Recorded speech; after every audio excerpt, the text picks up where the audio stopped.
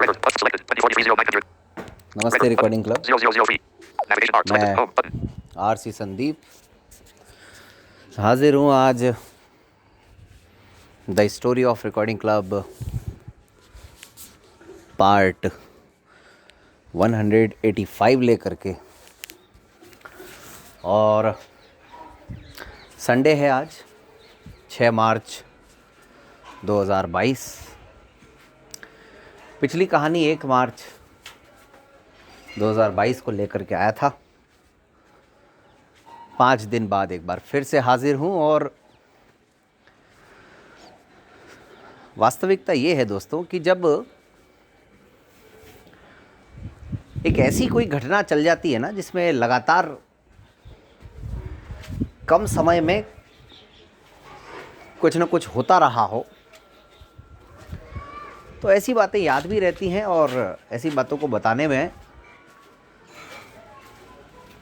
आनंद भी मिलता है। तो यही कारण है कि अब जो बात या जो घटनाएं आप सबके साथ साझा करने जा रहा हूं, वो रिकॉर्डिंग क्लब के 2 वर्ष पूरे होने से संबंधित है। जो साथी कभी कभार सुनते होंगे इस कहानी को या पहली बार सुनते होंगे, उन्हें लगता होगा यार कि क्या है ये, एक ही आदमी सुनाए जा रहा है। कहने को ये ग्रुप है, रिकॉर्डिंग क्लब है, लेकिन अगर आप थोड़ा सा पीछे जाएंगे, कहानियों को देखेंगे, तो यहाँ पर आपको अनेक आवाज़ें इस कहानी में सुनने को मिलेंगी और आने वाले समय में भी कई नई आवाज़ों को आप इसमें सुनेंगे और कई लोगों के बारे में जानकारी प्राप्त करेंगे। कुछ लोग होते हैं ना कि वो आना नहीं चाहते हैं, कुछ लोग आ नहीं पाते हैं, तो फिर ऐसे में घूम फिर कर के बात वही आ जाती है कि मुझे तो करना ही है।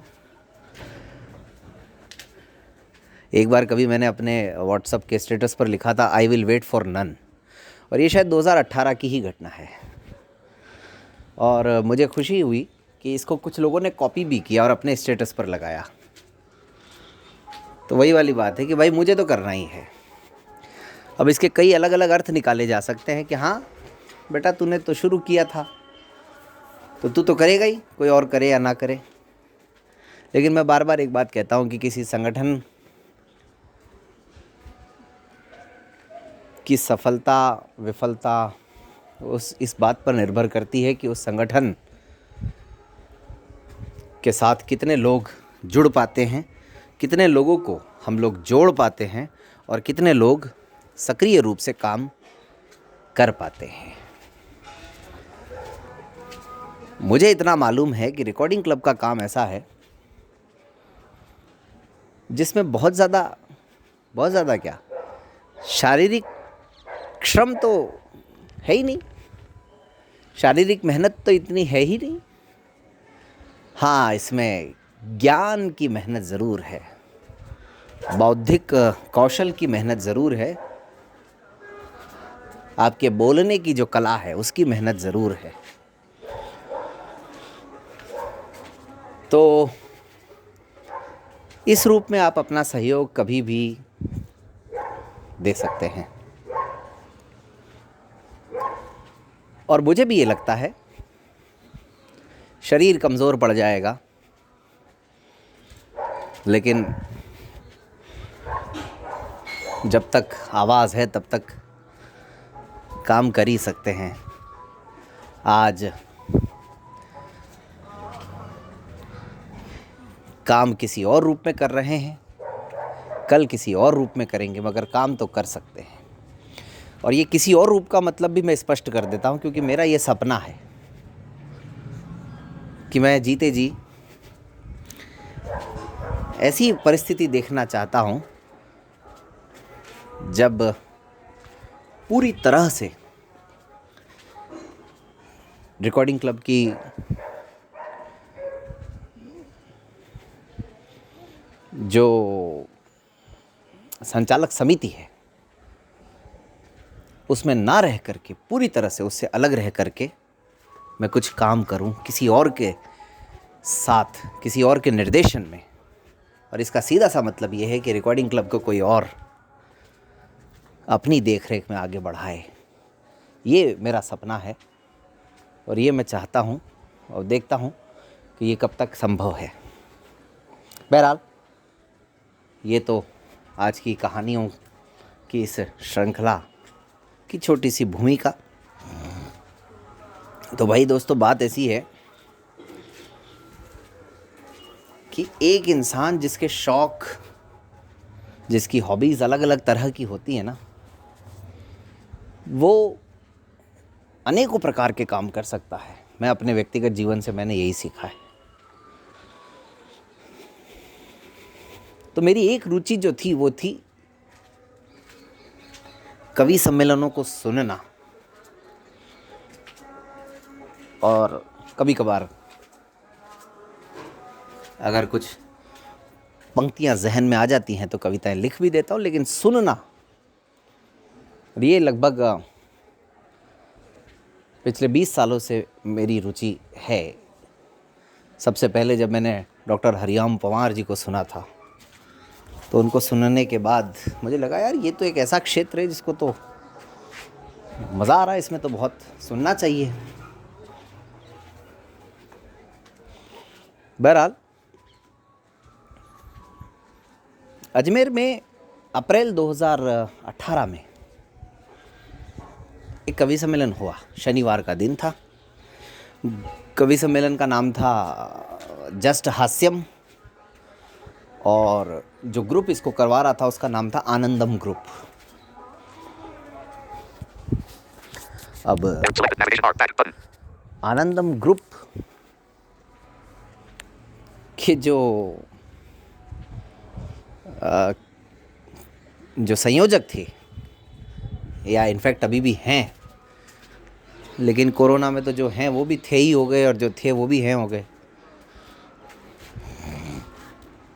क्योंकि अजमेर में तो पिछले लगभग 2 सालों से ऑफलाइन इस तरह की गतिविधियां बाधित हैं, बंद हैं। तो वो हैं श्रीमान रास बिहारी गौड़ साहब, आनंदम ग्रुप के संयोजक, और सौभाग्य से वो मेरे पड़ोसी हैं। अपने आप में बहुत बड़ा नाम, लाफ्टर चैंपियन, अंतर्राष्ट्रीय ख्याति प्राप्त कवि तो वो हैं ही।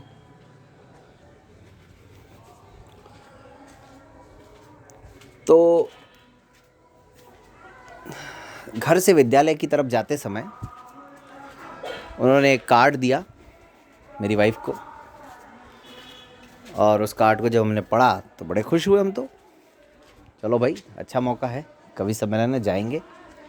गए भी और काफ़ी मज़ा आया। बात आई गई हो गई। इसी बीच में इधर हम लोग धीरे धीरे ये भी सोच रहे थे कि भाई अब 2 साल पूरे हो रहे हैं, करना क्या है।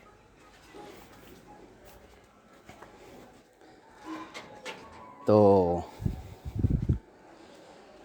पता नहीं, ऐसे ही अचानक मन में विचार आया कि क्यों ना 2 साल पूरे होने पर एक कवि सम्मेलन किया जाए, और उस कवि सम्मेलन को सुनने के बाद वहाँ पर श्रोताओं की जो भागीदारी थी उसको देखने के बाद, अपने जहन में महसूस करने के बाद ऐसा लगा कि यार एक सही व्यक्ति शायद मिल गए हमको तो। और वहाँ पर एक एक व्यक्ति का उत्साह देखते हुए लग रहा था कि इनके सामने अगर कोई नया कॉन्सेप्ट रखा गया, कोई नया प्रस्ताव रखा गया, तो शायद वो उस पर काम भी शुरू हो सकता है और उसमें रिकॉर्डिंग क्लब को सफलता भी मिल सकती है। तो भाई साहब, उस कवि सम्मेलन को सुनने के बाद जब हम घर पर आए, अच्छा मेरी ये प्रॉब्लम है, एक तो मेरी ये आदत भी ख़राब है थोड़ी सी, कि मैं जहाँ कहीं भी जाता हूँ ना, तो मेरे जहन में कुछ और हो ना हो, ये ज़रूर रहता है कि मैं इसका रिकॉर्डिंग क्लब के लिए उपयोग कैसे कर सकता हूँ, चाहे कहीं भी जाऊँ। और ये छोटे छोटे प्रयास ही मुझे लगता है कि आगे चल कर के हमारे लिए कुछ न कुछ हेल्प तो करते ही हैं किसी न किसी रूप में, चाहे वो लोगों तक पहुंचने की बात हो या फिर अपने साथियों को यानी दृष्टिबाधित जगत को मुख्य धारा तक पहुंचाने की बात हो, कहीं कुछ तो इसका फ़र्क पड़ता ही है। और अगर जब आपको ये मालूम है कि जिस शहर में आप हैं वहाँ पर अगर कोई घटना या कोई गतिविधि पहली बार अगर हो तो उसका महत्व और ज़्यादा बढ़ जाता है। और यकीन मानिए ये जो कार्यक्रम जो 2 वर्ष का जिसकी बात अब शुरू हुई है, इसमें भी इतने रंग हैं, इतने आयाम हैं कि आप सोच में पड़ जाएंगे कि यार एक कार्यक्रम में भी इतने सारे उतार चढ़ाव, मतलब आपको कहीं ना कहीं उदयपुर कन्वेंशन की याद आ जाएगी। इस कहानी में भी इतने ट्विस्ट हैं।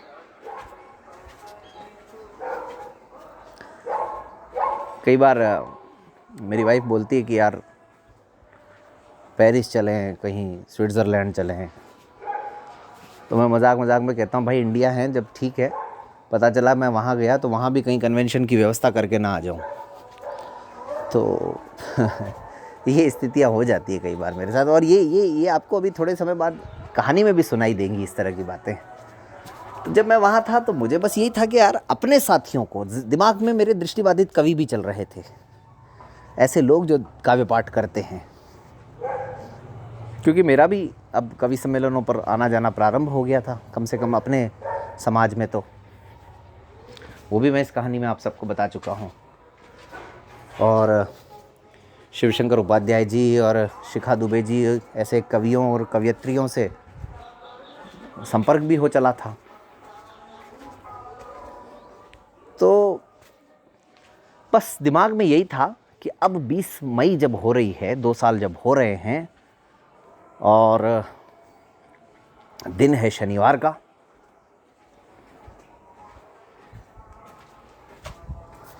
शनिवार नहीं सॉरी रविवार था। तो भाई 20 मई 2018 को रविवार है और किसी तरीके से अगर हम गॉड साहब को ये समझा पाए, मना पाए कि यार सर एक कवि सम्मेलन उस दिन करना है, तो बहुत अच्छा होगा। अब जब ये योजना मेरे दिमाग में आई, ये ऐसे ही होता है। अभी देखा ना आपने थोड़े समय, अभी लेटेस्ट बताता हूँ आपको। मैं 12th क्लास को पढ़ा रहा हूँ, ब्लाइंड बच्चों को, अपने अंध विद्यालय आदर्श नगर अजमेर में। अब बच्चों ने मुझे 3-4 बार लगातार पूरे पीरियड इसी बात में चले गए कि कैरियर पर बात करते हुए, बस वहीं से दिमाग में आइडिया है कि यार इन बच्चों को अगर मौका मिले लोगों से प्रश्न पूछने का, इनके सामने कुछ विशेषज्ञों को लेकर के आया जाए, तो इनकी तो दुनिया ही कुछ अलग हो जाएगी। कितना अच्छा रहेगा ना, इनको एक नया मंच मिलेगा, इनको कॉन्फिडेंस इनके अंदर आएगा। तो ऐसे ही अभी देखिए पिछले रविवार ही 5 घंटे लगातार कैरियर पर हम लोगों ने वर्कशॉप किया, वेबिनार किया। आप लोगों ने सुना भी होगा, नहीं भी सुना हो तो रिकॉर्डिंग क्लब यूट्यूब चैनल पर मौजूद है, सुन लीजिएगा। तो यही होता है।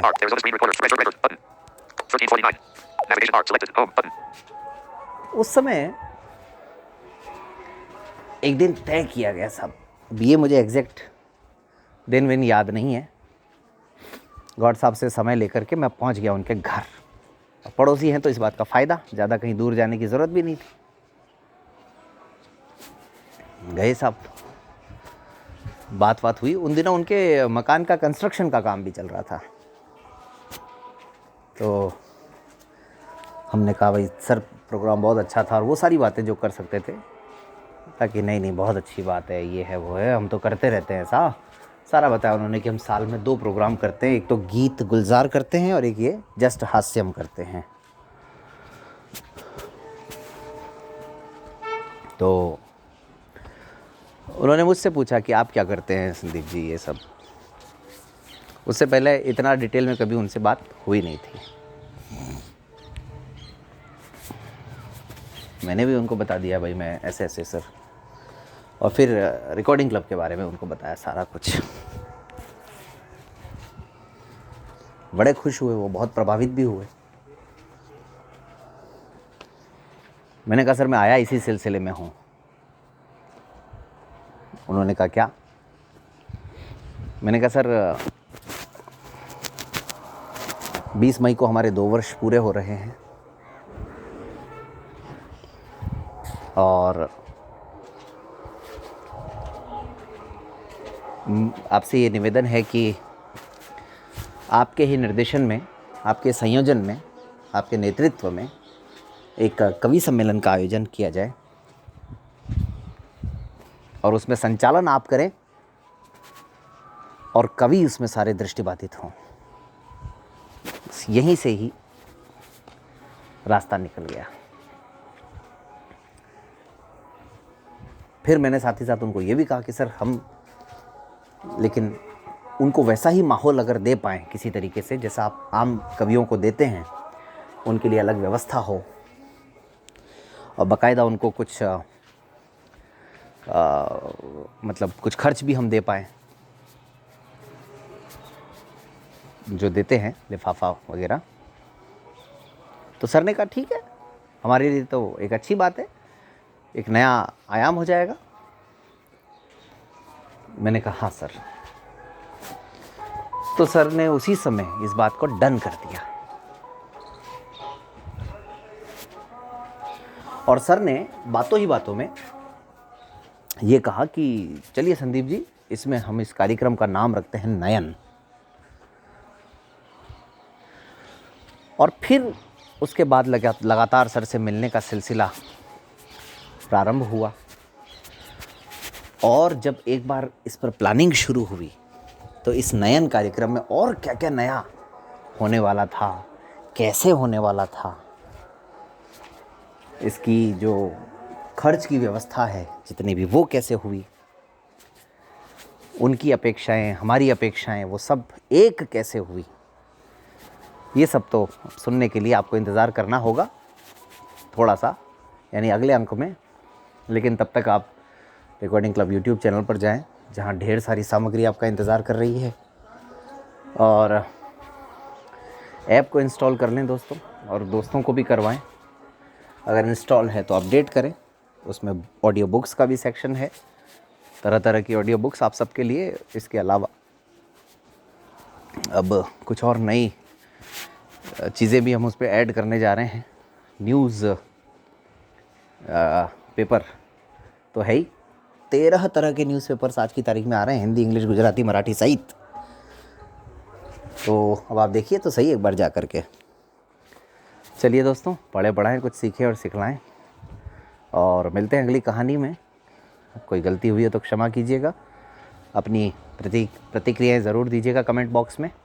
और रिकॉर्डिंग क्लब से जुड़ने के लिए या कोई बुक रिकॉर्ड करवाने के लिए आप संपर्क करें सोमवार से शनिवार सुबह 11 से शाम 5 बजे तक 7737868659 पर।